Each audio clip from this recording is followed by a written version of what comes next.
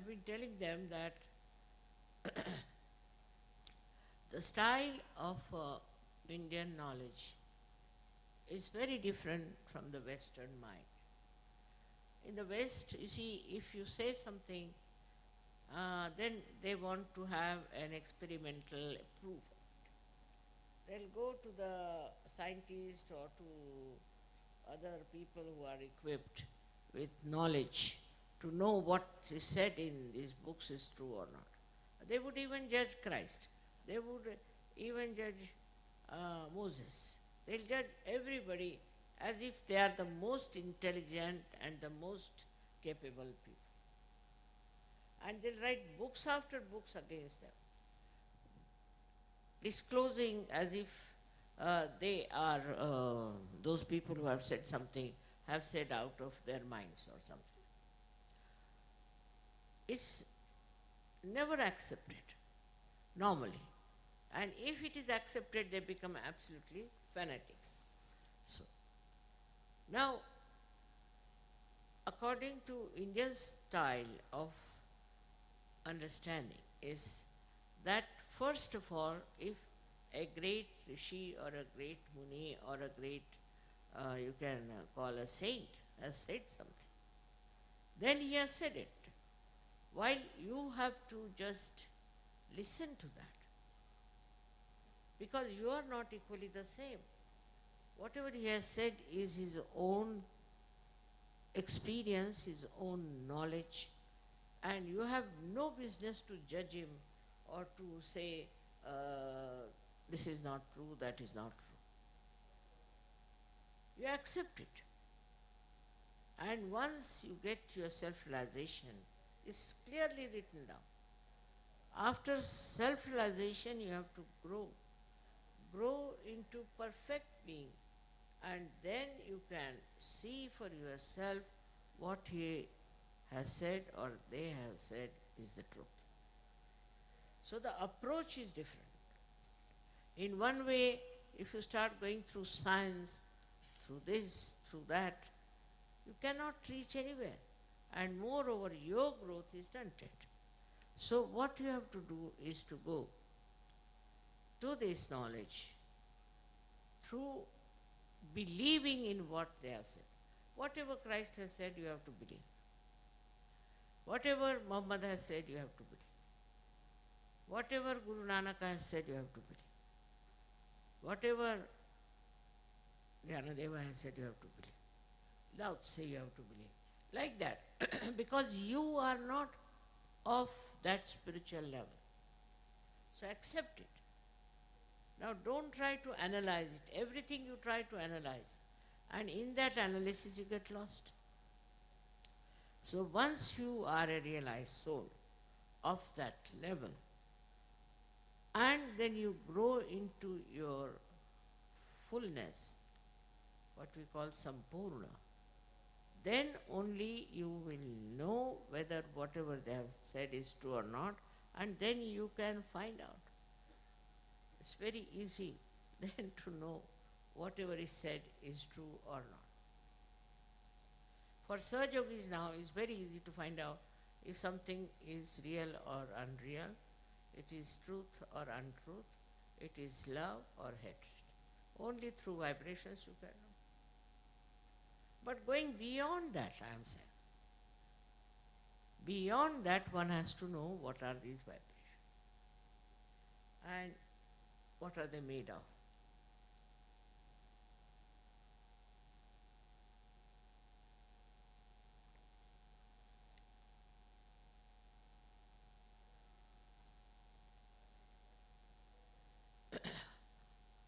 What is the subtle force which is behind those vibrations? We call it is Param Chaitanya, all right, Param Chaitanya, so what happens to you when you get Param Chaitanya is something to be understood, the subtleties. As I said, we are made of 5 elements, all right? So when you get your awakening, when the Kundalini reaches Sahasrara and opens out your fontanelle bone area, you become one with the divine power, then this divine power itself starts flowing through you. A connection is established. Now, when it starts flowing through you, this Shakti, this starts flowing through you, then what happens? The subtle part we should understand. The subtle part is like this, that these five elements we are made of, these vibrations gradually start breaking into the subtler form of which they are made. So the first thing such a person has is the breaks, you see, as it is said that word is God. Said also in the Bible. The word is God. Now what is this word? Word is a silent, we can say, silent commandment. We can call it like that. But from that word comes, according to Indian philosophy, is another thing that we call as Bindu.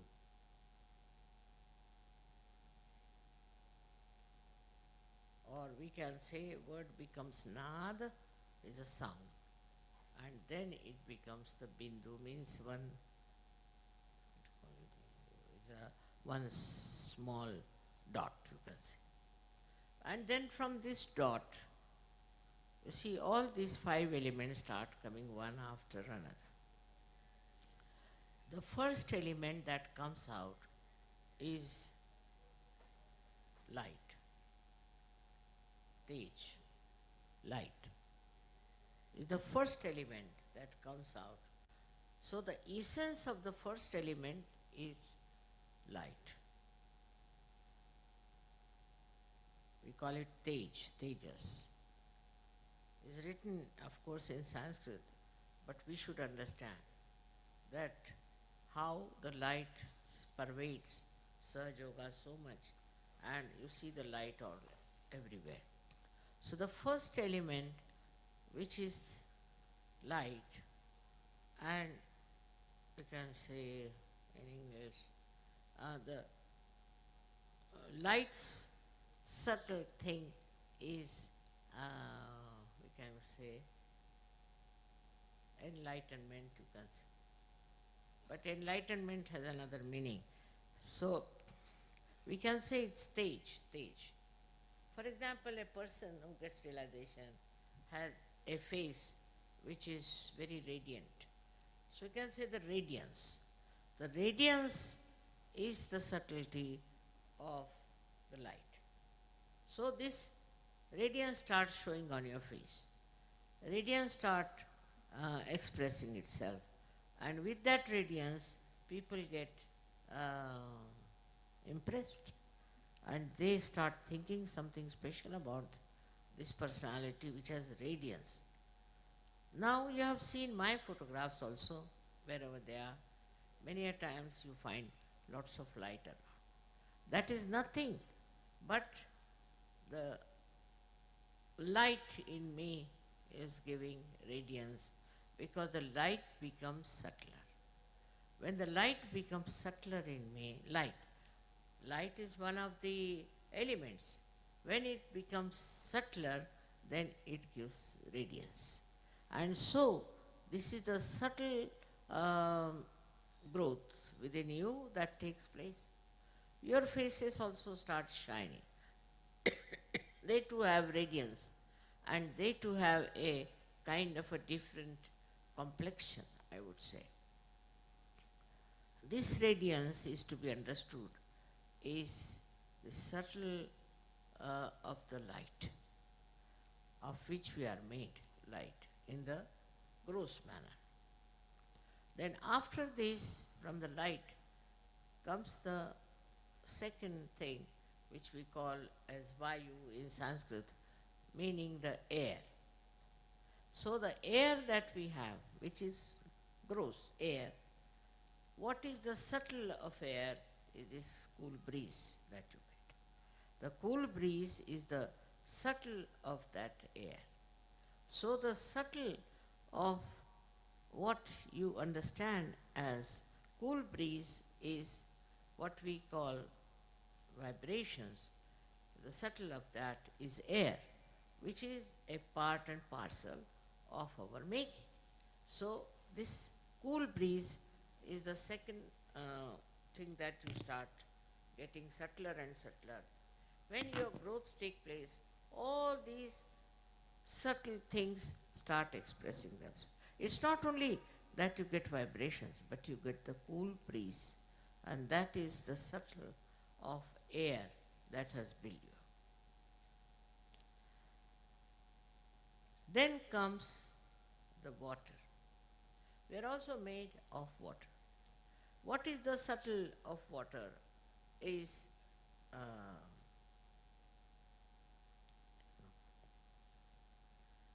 sometimes English language, becomes little short of expression, but they call it, which makes the skin,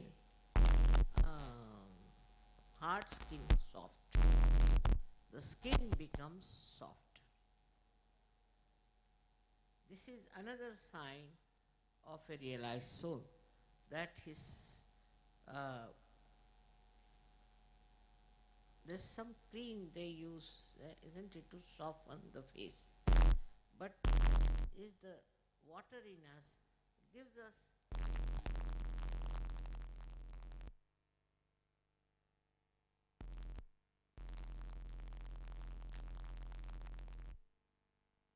very visible.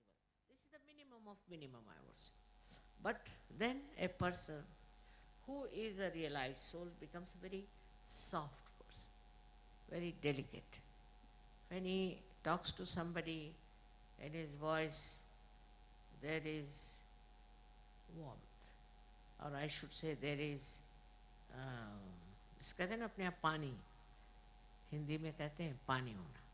They, to have that flow, watery flow and coolness of the water. So that is the another subtle thing that should be expressed in your behavior, on your skin, on your dealings with others, that you should be like the water, which is mobile, which is cooling, which is soothing, which is cleansing. So this also becomes a part and parcel of your being once you become a realized soul. With this water, you have also another thing, we call it as Agni, means the fire. So you also have fire, but it's a very silent fire. It doesn't burn anybody, but it burns all the wrong things within.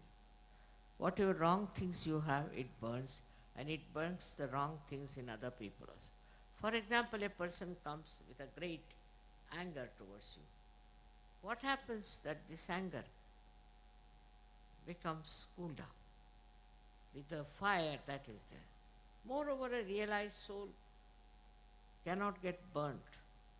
Fire cannot burn. The burning cannot come to him. It's very important to understand. Also, if you are doing something wrong, it may burn you. But if you are a good Sahajogi, and I should say a perfect Sahajogi, fire will never burn. We have an example of Sita ji, that she went into the fire pit, nothing burnt. So this is what one has to understand, that once you get to the subtleties of the fire, so the fire and the water, both of them become sort of divine. For example, the water which you touch, water you drink, whatever you put your hand in the water becomes vibrated. Means what? The subtlety of the water comes in it. The coolness, curing power also comes in that water. So when it becomes subtler, all these powers start showing, which you can see for yourself. You don't have to experiment. Then the lastly is the Mother Earth. It's most important, is Mother Earth. There's a photograph you might see which was taken in Russia in my dacha, where the Kundalini is in the Mother Earth. They have clearly. is there. And it is the Mother Earth which shows. For example, I've seen flowers. If you keep them in my room, they blossom. They can become very big like that. Never people have seen such big flowers. Sometimes they say, I'm doing nothing, I'm just sitting down, and what happens to the flowers? You see, now there, this principle of the Mother Earth works. The subtle Mother Earth is works. It's a mother. And that gives you all the nourishment and makes you grow healthy. And this is how this subtlety works of the Mother Earth. Mother Earth is the one who is a giver of birth to all these flowers and all these trees and all that. But it also plays a big part in us. It's not only the Mother Earth that exists without our connection. And we do not respect the Mother Earth. We have polluted it, we have done all kinds of things, we have removed the trees and we have made a mess out of her, but she is our mother. And so many subtle things of this Mother Earth come into us. One of them is gravity. A person becomes very attractive, not in the physical sense, but in the spiritual sense. Such a person attracts others. They feel attracted and they feel that something special is about this person. This is one of the quality of the Mother Earth. If she had not kept us attracted, we would have fallen off with her movement. And also other qualities of the Mother Earth also start manifesting within us, and we become very, I should say, extremely tolerant, patient person. Tolerant and patient. Extremely tolerant and patient. But if you are not tolerant, if you are hot-tempered and all that, that Mother Earth principle has not expressed itself. Look at the Mother Earth, how much she tolerates our nonsense, how many wrong things we do against her, but still she tolerates. Sri Ganesha's quality is to tolerate, to begin with. Up to a point he tolerates. In the same way, we too become extremely tolerant, patient and forgiving. This is the minimum of minimum that should happen to all the Sahaja Yogis who have vibrations. Because I have told you all the things that are expressed in your vibrations. It's a thing to be understood that what you have become now is something very great. It's not happened to others. It's not happened to somebody who is not been a Sahaja Yogi. You see the people who go to church or to mosques or to temple, see their faces. Look at them, how they do look like. They haven't got anything from the temple, they haven't got anything from the mosque, they haven't got anything from any one of these places where they go to worship. So that is artificial. That has become something, I should say, without any connection with the reality. Only after realization you are connected with reality and you can get the understanding of all these subtleties working through you. Why I am telling you this? Because I want you to know and recognize yourself, to understand what you are, what you have got. Once you recognize yourself and understand yourself, you can do a lot. First of all, to say that I am a Sahaja Yogi itself should be very much with self-confidence. And as a self-confident person, should find out what have I done as Sahaja Yogi, what can I do as Sahaja Yogi. Some Sahaja Yogis have done wonders. They have done such a lot of work of Sahaja Yoga, while some Sahaja Yogis are still writing to me that my husband is fighting with me, my son is like this, my mother like this. All the time, you see, letters after letters come to me. You are a Sahaja Yogi. Now you just see to your subtleties. Work it out. They think I am here to solve their problems, their family problems and their jobs and things. I am not here for that. I am here to give you self-realization. And the understanding that whatever you have got, you must accept as a challenge. Take it up as a challenge, and you will be amazed how you will be helped and how you will get the results. Sahaj doesn't mean only that you get spontaneous realization. It also means you get spontaneity. The whole nature gets spontaneity. All those subtle things that I've told you, they all get spontaneous and they work it out. Of course, there are angels and there are ganas who are helping you. But you need not worry about them just now. Main thing is you must realize what you are, what you have got, and how much you have faced it, you have got it, and how it has worked. I have seen every time I just have a little problem of something, immediately it works. It works with such quarters and such people that I never expect. Just comes in. Everything works out. But whatever works out is for your good, is for your growth, for your understanding that you are a Sahajogi. You have entered into the kingdom of God. But this you have to develop. Also, introspection can tell you that are you working out all those things or not. If you take to introspection, you will be surprised to say, yes, you have these powers and you can do wonders. So I bless you all. Please develop those subtle things within you. They are already there. You don't have to do anything. Only understand and locate. Thank you very much.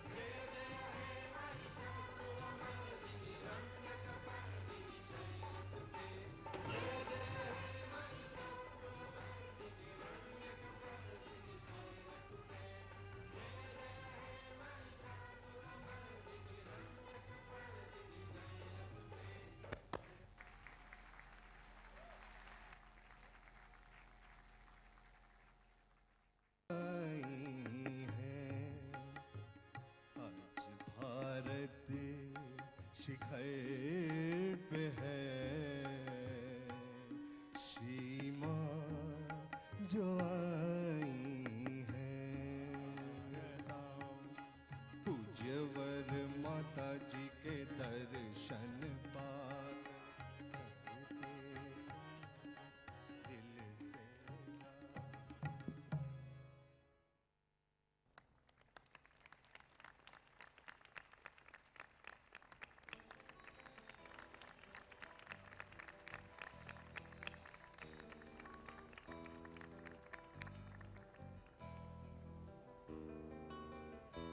सत्य को खोजने वाले आप सभी साधकों को हमारा नमस्कार।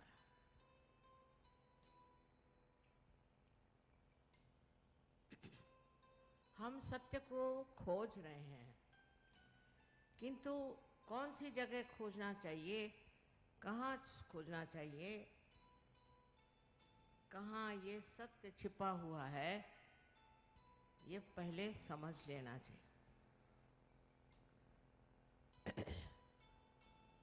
विदेश में भी मैंने देखा कि बड़े बड़े वहाँ पर सूफी लोग हो गए और उन्होंने बिल्कुल सहज की बातें करी, बिल्कुल सहज की ही बात करी, लेकिन उनको कोई मानता नहीं है। सूफियों को उनकी मान्यता बहुत ही थोड़ी सी, थोड़े से लोग उनको मानते हैं और सिर्फ उनकी कविता पढ़ के बड़ा मनोरंजन कर लेते हैं, पर उन्होंने जो कहा उस मार्ग पे नहीं चलते। ऐसे हर एक देश में भी बड़े बड़े सूफी हो गए हैं। इंग्लैंड जैसे देश में भी विलियम ब्लेक जैसा एक बड़ा भारी संत हो गया, लेकिन उसकी बात कोई नहीं मानते हैं। और हमने तो कभी कॉलेज में भी उसका नाम नहीं सुना था, लेकिन हम जानते थे कि वो है। जब लंदन गए तो पहली मर्तबा हमने उनकी किताबें खरीदी, उसी में फंसे जा रहे हैं। ये आत्म साक्षात्कार को प्राप्त करना सहज मार्ग से बहुत ही सुलभ हो गया, सबको बहुत आसानी से मिल सकता। इसमें कोई भी ऐसी बात नहीं कि आप सर के बल खड़े हो जाओ, कि आप घर द्वार छोड़ दो, आप बाल बच्चों को छोड़ दो, कोई करने की जरूरत है। आपके ही अंदर ये शक्ति है, आपके ही अंदर त्रिकोणाकार अस्थि में ये शक्ति है। ये मैं कह रही हूँ, ऐसी बात नहीं, अनादिकाल से यहाँ लोगों ने कहा है। अब कृपया दोनों हाथ मेरे तरफ।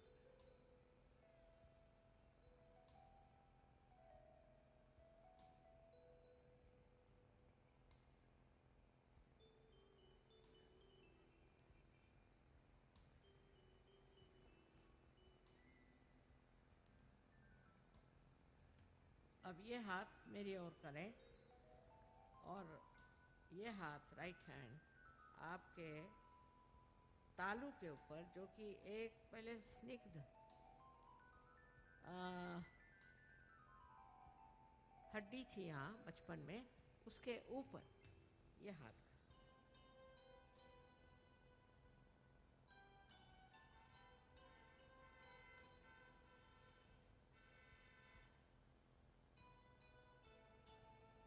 अब अपना ये हाथ राइट हैंड मेरे ओर करें और लेफ्ट हैंड सर के ऊपर।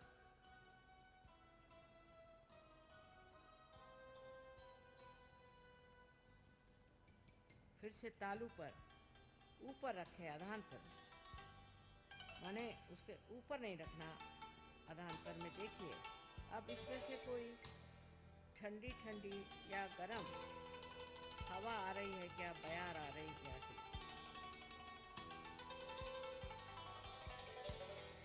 किसी किसी को बहुत ऊपर तक आती है, किसी को सामने आती, पीछे आती। जरा हाथ ऊपर घुमा के। अब लेफ्ट हैंड मेरी तरफ है और राइट हैंड फिर सर पे, और देखें ठंडी ठंडी हवा आ रही है।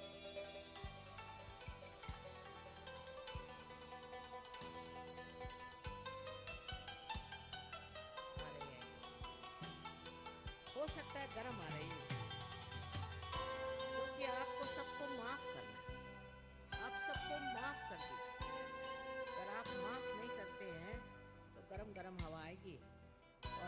नहीं करते तो करके क्या है आप? कुछ भी नहीं, अपने को सता रहे हैं। इसे सबको माफ़ कर दीजिए तो ठंडी ठंडी हवा आएगी। अपने को भी माफ़ कर दीजिए। मैंने ये पाप किया, मैंने वो पाप किया, मत सोचिए। अपने को भी माफ़ कर दीजिए, पूरी तरह से माफ़।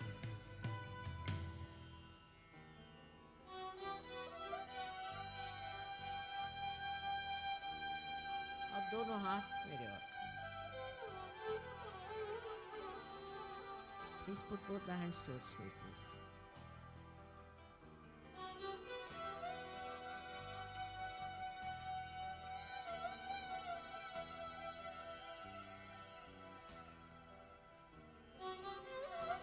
अब जिन लोगों के दोनों भी हाथ में ठंडी ठंडी हवा आ रही है या गर्म हवा, वो दोनों हाथ ऊपर करें। दोनों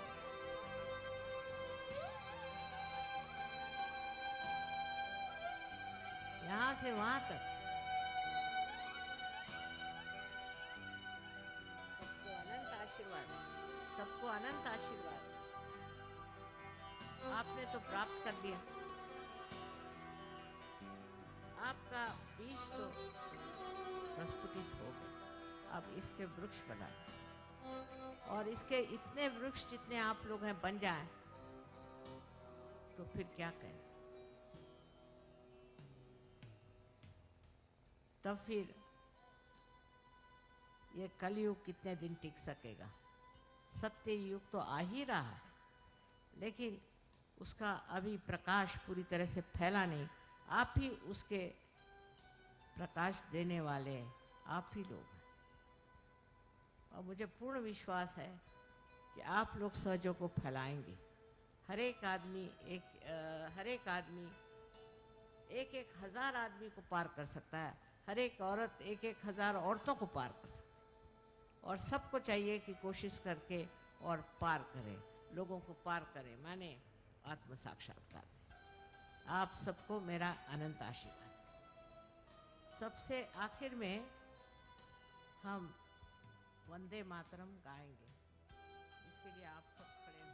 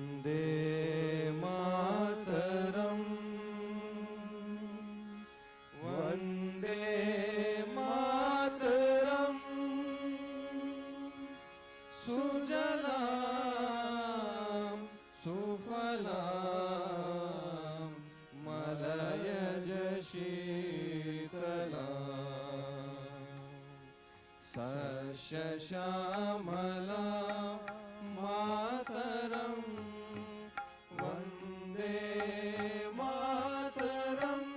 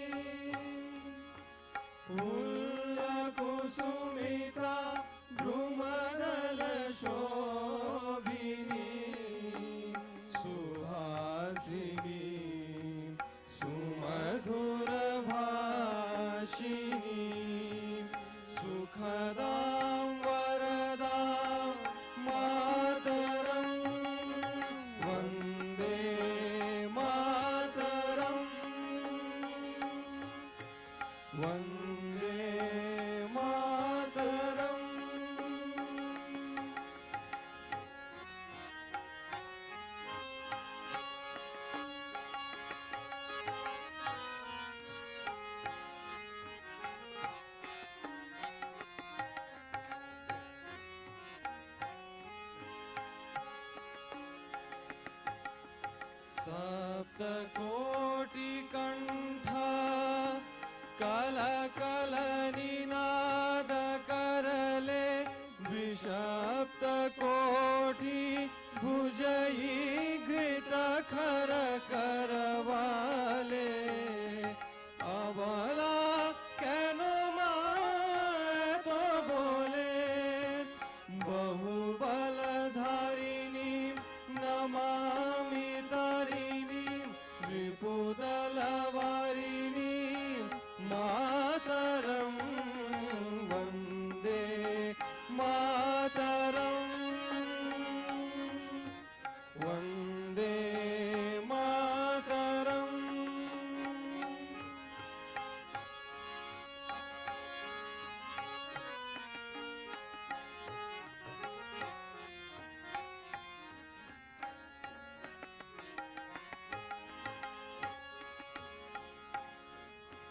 तुमी विद्या तुमी धर्मं तुमी हृदि तुमी मर्मं त्वं हि प्राणः शरीरे बहुते तुमी मा शक्ति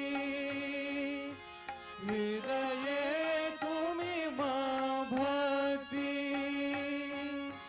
तुम्हारी प्रतिमा गौरी मंदिरे मंदिरे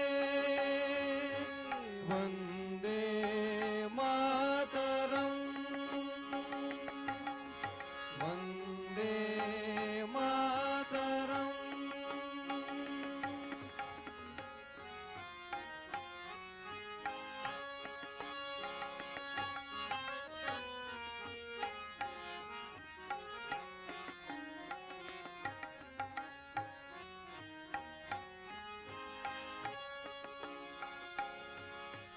त्वं हि दुर्गा दश प्रहरण धारिणी कमला कमलदल विहारिणी वाणी विद्या दायिनी नमामि त्वं नमामि कमला अमलाम् अतुलां सुजलां सुफलां मातरं वन्दे मातरं वन्दे मातरम्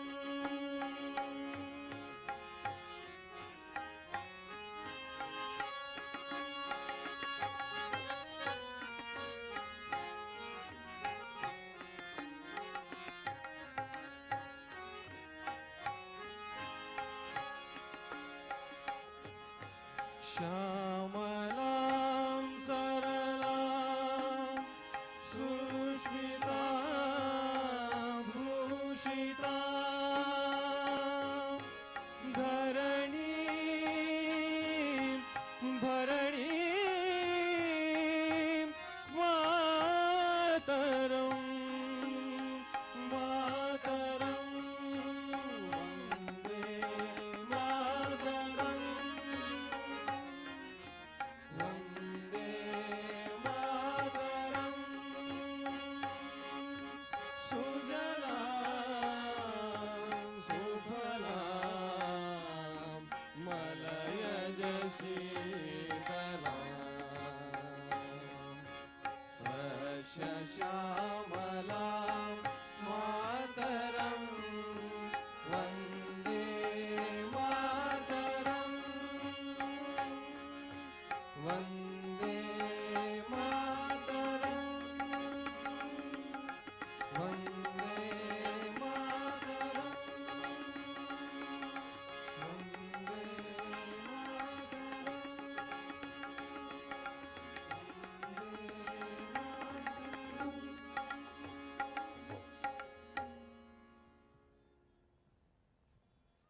बोलो आदिशक्ति माता जी श्री निर्मला देवी की।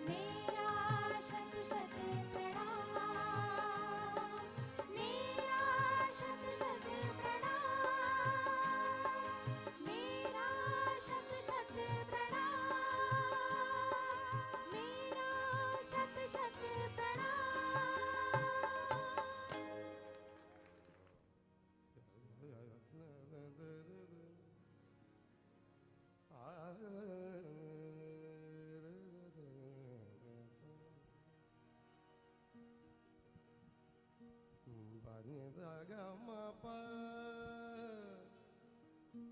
ga ma pa da da pa ga ma pa ni sa ga ni da ma pa da pa ma pa ga ma ga re ga sa re ni sa bani da ga ma pa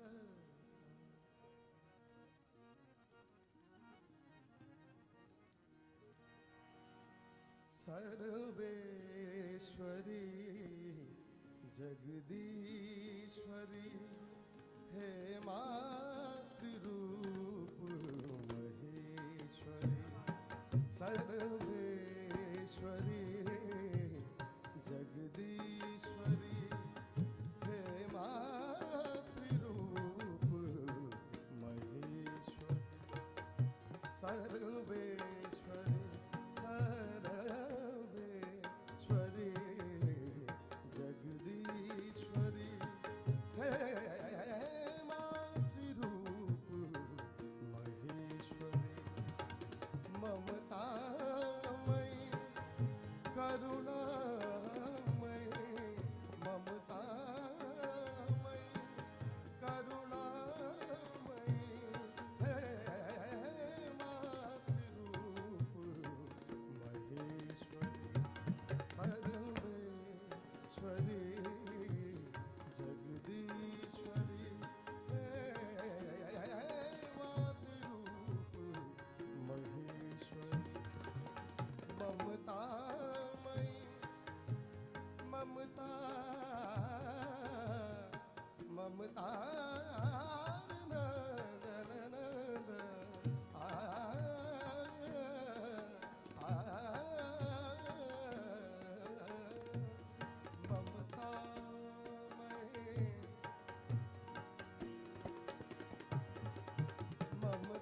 ममतामयी करुणामयी हे मातृरूप महेश्वरी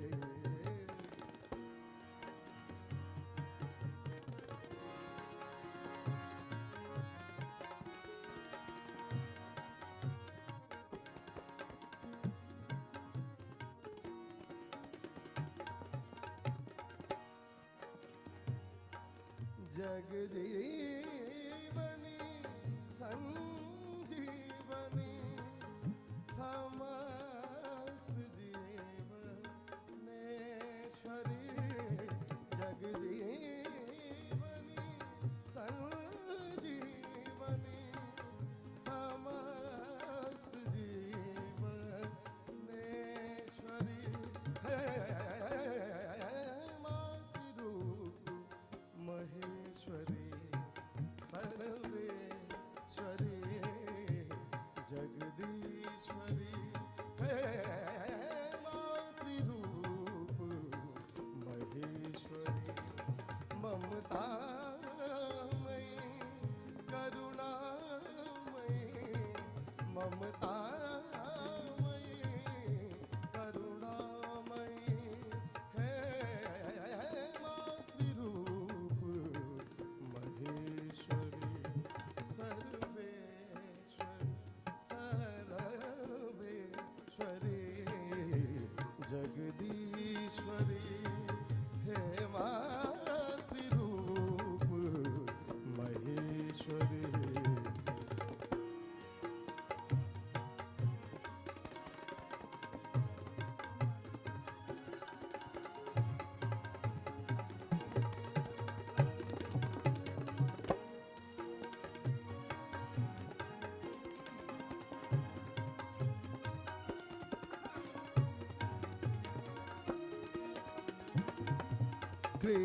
कृपालिनी जगतारिणी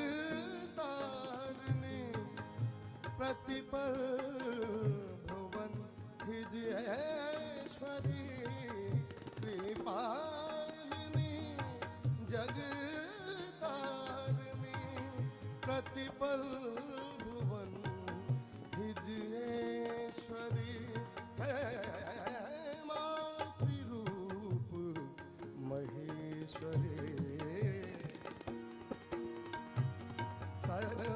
सर्वेश्वरी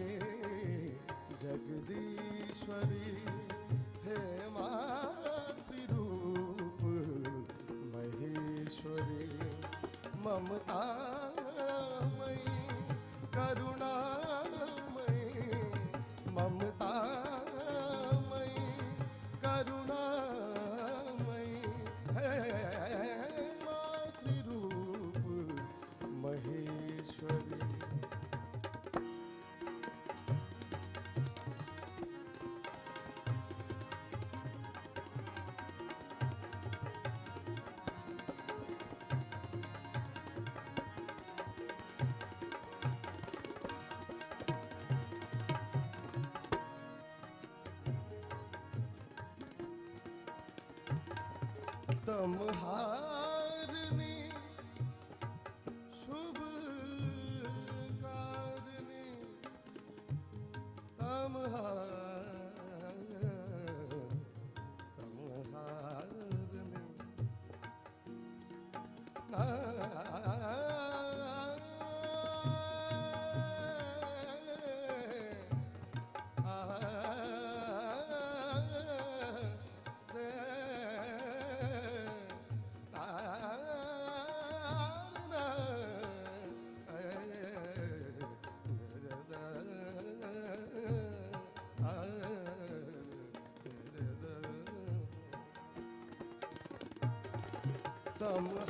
तमहारनी शुभ कारनी मनमोहनी विश्वेश्वरी तमहारनी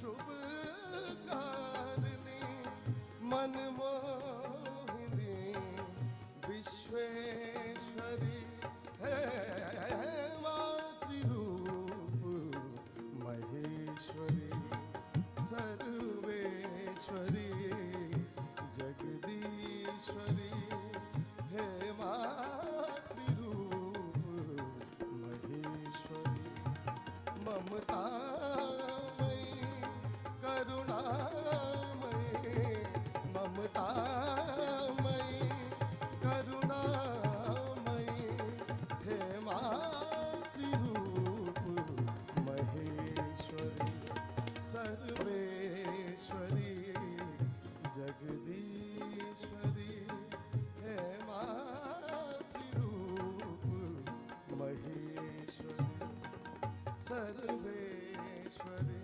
सर्वेश्वरी जगदीश्वरी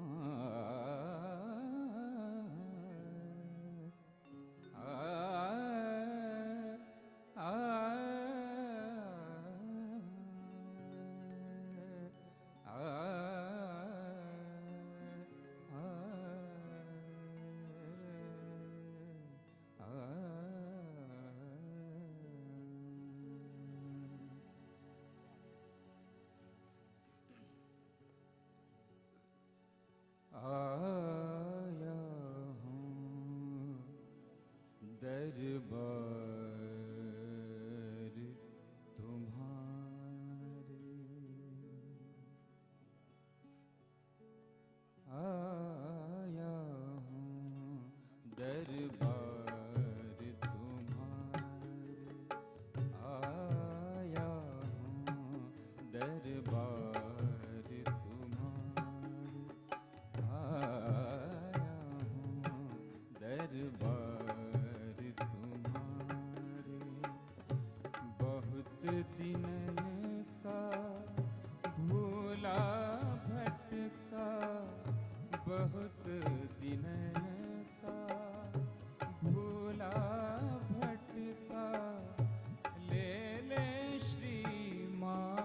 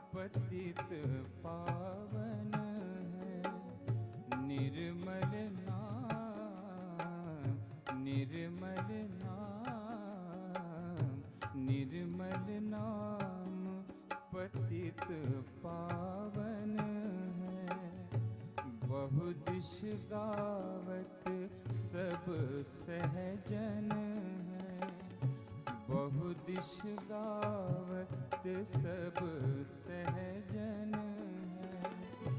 इस अमृत से पावन होने, इस अमृत से पावन होने, ले ले श्री माँ चरण तिहारे, आया हूँ दरबार तुम्हारे, आया हूँ दरबार तुम्हारे।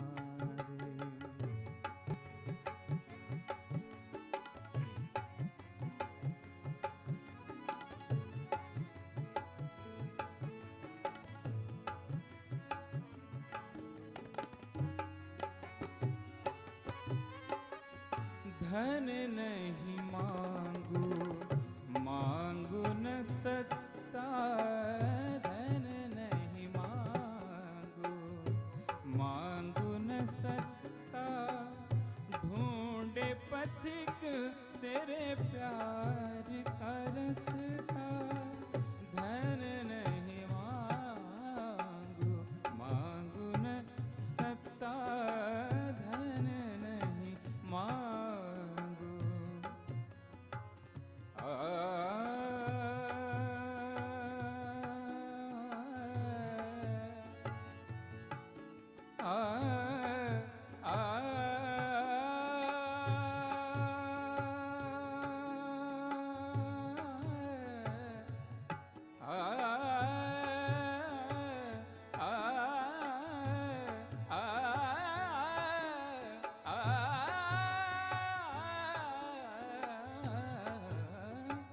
धन नहीं मांगू, मांगू न सत्ता, धन नहीं मांगू, मांगू न सत्ता, ढूंढे पथिक तेरे प्यार का रस्ता, ढूंढे पथिक तेरे प्यार का रस्ता।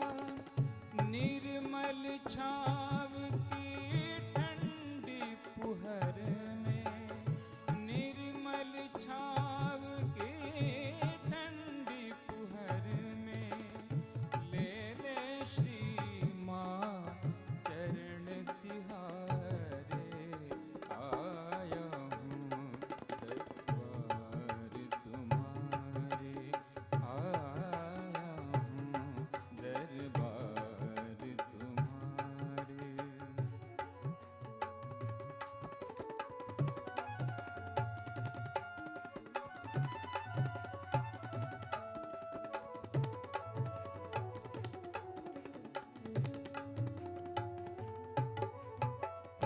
भाग बड़े तुमसे मन लागा, भाग बड़े तुमसे मन लागा,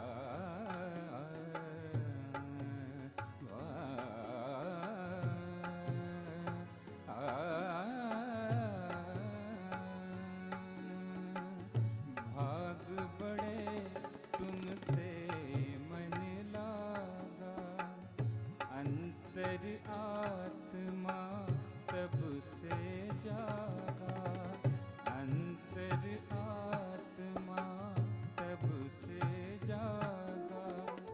सहज कहे सुन अज हमारे, सहज कहे सुन अज हमारे, ले ले श्री माँ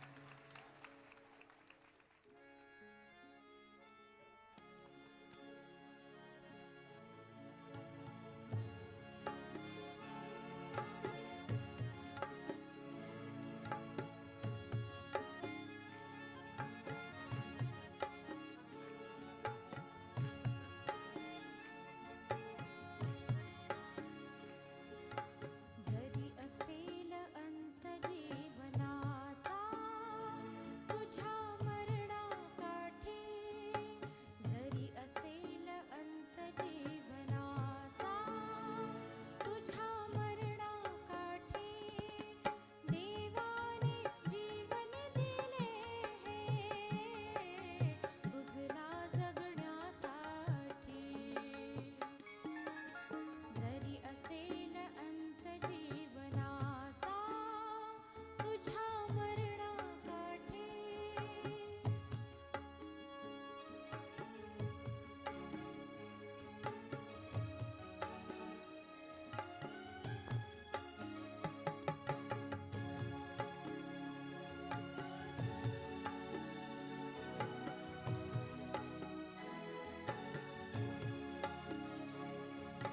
जो गेला तो लुप्त झाला, जो गेला तो लुप्त झाला, गेला तो न परतण्यासाठी, गेला तो न परतण्यासाठी. उगाच मग हा क्षण मोलाचा का तो दवडितो भूतापाठी, भूतापाठी. जरी असेल अंत जीवनाचा तुझ्या मरणा काठी, जरी असेल अंत जीवनाचा तुझ्या मरणा काठी.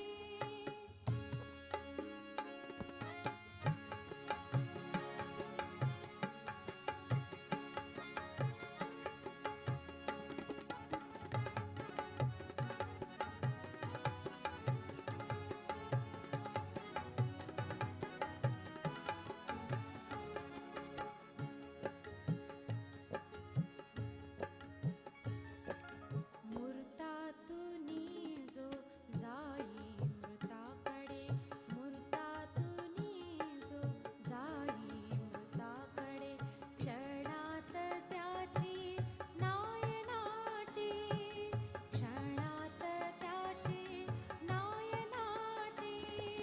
का धावतो तो सावली मागे, व्यर्थ घेऊनी हाती काठी, हाती काठी. जरी असेल अंत जीवनाचा तुझ्या मरणा काठी, जरी असेल अंत जीवनाचा तुझ्या मरणा काठी.